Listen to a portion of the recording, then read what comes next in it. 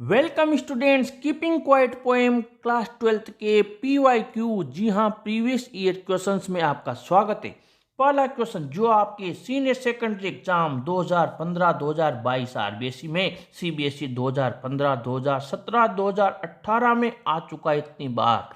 What will counting up to 12 and keeping still help us achieve? 12 तक गिनने और चुप यानी शांत रहने से हमें क्या हासिल करने में सहायता करेंगे? आंसर है counting up to 12 and keeping still will give us some moments of peace to feel the beauty of life, introspect ourselves and restore energy to move in the right direction. 12 तक गिनने और चुप रहने से हमें शांति के कुछ पल मिलेंगे जिससे हम जीवन की सुंदरता का अनुभव कर सकें, अपने विषय में मनन कर सकें और सही दिशा में चलने के लिए ऊर्जा इकट्ठी हो सके। अब अगला क्वेश्चन जो CBSE 2014 में आया हुआ है, what is the sadness that the poet refers to in the poem? वह उदासी क्या है जिसे कवि कविता में इंगित करता है? This sadness comes from not understanding ourselves. यह उदासी स्वयं को न समझने से आती है। We are running after worldly gains and have no time to know the true purpose of life, it makes us sad and dull. हम सांसारिक लाभों के पीछे भाग रहे हैं और हमारे पास जीवन के सच्चे उद्देश्य को जानने का समय ही नहीं है। इससे हम दुखी व नीरस हो जाते हैं। अगला क्वेश्चन CBSE 2015 में आया हुआ, What symbol from nature does the poet invoke to say that there can be life under apparent stillness? कवि ये बताने के लिए कि दिखने वाली शांति में भी जीवन हो सकता है, प्रकृति से क्या प्रतीक उद्धृत करते हैं? इसका आंसर है the poet gives the example of the earth which seems still but is active and alive. कवि पृथ्वी का उदाहरण देता है जो रुकी हुई प्रतीत होती है परंतु सक्रिय और जीवित है। It is the source of all life and motion. यह सभी प्रकार के जीवन और गति का स्रोत है। Man too can be dynamic in a calm and quite life. मनुष्य भी एक शांत और स्थिर जीवन में गतिशील हो सकता है। He can learn a lot from the अर्थ। वो पृथ्वी से बहुत कुछ सीख सकता है। अगला क्वेश्चन CBSE 2017 में आया हुआ, What will be an exotic moment? कौन सा क्षण विलक्षण होगा? An exotic moment will happen when all machines stop for a second and people do not talk in any language.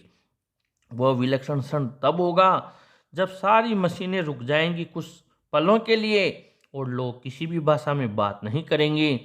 Then there will be complete stillness, और फिर पूर्ण शांति होगी। RBSE 2016 में आया हुआ, What alternative does the poet suggest instead of waging wars? युद्धों की तैयारी करने के बजाय कवि किस विकल्प का सुझाव देते हैं? और फिर एक और अथवा में आपकी 2016-2012 में आया हुआ बोर्ड में, What does the poet want the people to do instead of fighting war? कवि लोगों को युद्ध लड़ने के बजाय किस विकल्प का सुझाव देते हैं? Answer is the poet advises people to stop waging wars and instead enjoy the companionship of their fellow beings in the lap of nature. कवि लोगों को यह सलाह देता है कि वे युद्ध लड़ना बंद करें तथा इसके स्थान पर प्रकृति की गोद में अपने भाइयों मानव साथियों के साथ आनंद लें। सैंपल पेपर 2012 में आया हुआ, What lesson can the earth give us? पृथ्वी हमें क्या सिखा सकती है? और इसके अलावा एक और है, What is the message conveyed by the earth in the last lines of the poem? कविता की अंतिम पंक्तियों में पृथ्वी के द्वारा क्या संदेश प्रदान किया गया है? और इसके आंसर के लिए आपको अलग से रटने की जरूरत नहीं है। अभी हमने CBSE 2015 में आया हुआ जो क्वेश्चन लिखा था, the poet gives the example of the earth वाला, a lot from the earth, वही आंसर इसमें चल जाएगा। है ना शानदार ट्रिक।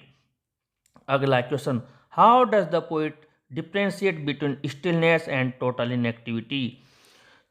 कवि शांति और पूर्ण निष्क्रियता में किस प्रकार अंतर करते हैं? इसी का तो है, what is the confusion that the poet is talking about, वह समझने की भूल क्या है जिसके विषय में कवि है वो बात कर रहे हैं। और एक और क्वेश्चन आपके मोस्ट इंपॉर्टेंट है, do you think the poet advocates total inactivity and death, क्या आपको लगता है कि कवि संपूर्ण निष्क्रियता और मृत्यु की बात करते हैं। तो यहाँ पर आपको जो ध्यान देना है इतने सारे क्वेश्चंस का, वो आंसर मैं आपको बता रहा हूँ। द पोइट सेज डेट पर people confuse stillness with total inactivity which is untrue, यानी कि लोग इसको मानते हैं, जो ठहरना है, जो ठहराव है, उसको लोग सोचते हैं शांति को पूर्ण निष्क्रियता है, और वो इसको क्या मानते हैं कि एक तरीके से टोटल इनएक्टिविटी मानते हैं, या फिर वो इसको मानते हैं लाइक डेथ की तरह मानते हैं। और stillness brings peace and progress for mankind, while जो टोटल इनएक्टिविटी है वो ब्रिंग्स डेथ, जो शांति है वो मानव जाति के लिए अमन चैन व प्रगति लाती है, जबकि पूर्ण निष्क्रियता केवल मृत्यु लेकर आती है। ही जस्ट वॉन्ट्स टू से to wants us to stay away from the monotonous life of a single mindedness, वो तो मात्र चाहता है कि हम एक ही उद्देश्य की दिशा में चलने वाले नीरस जीवन से दूर रहें। इस प्रकार इतने सारे क्वेश्चन का एक आंसर कंप्लीट हुआ, और हम आपके लिए कंटिन्यू मेहनत कर रहे हैं, आपके लिए काफ़ी मोस्ट क्वेश्चंस लेकर आ रहे हैं। जैसे देखिए, how will keeping quiet protect our environment, keeping quiet से पर्यावरण की रक्षा कैसे होगी।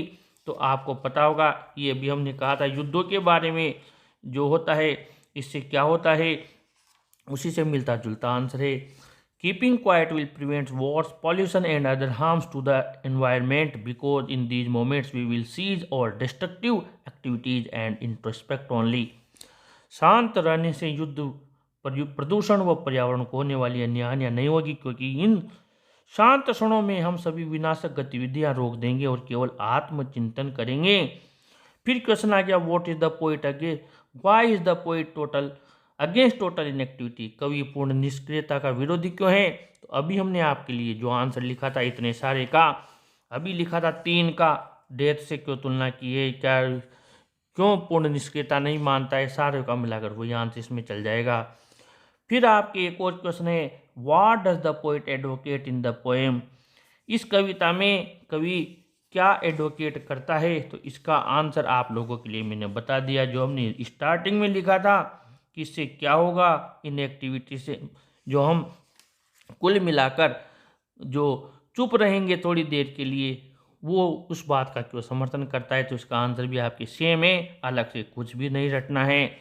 और इस पोएम की समरी के लिए मैंने आप लोगों के लिए कॉमन वाला बनाया रखा है, सेंट्रल आइडिया, कीपिंग क्वाइट का, समरी, मैसेज, थीम, सबका कॉमन आंसर आप कॉमन एक्सप्लेनेशन जाकर भी देख सकते हैं। और इस वीडियो को लाइक शेयर कीजिए और चैनल को भी सब्सक्राइब कीजिए।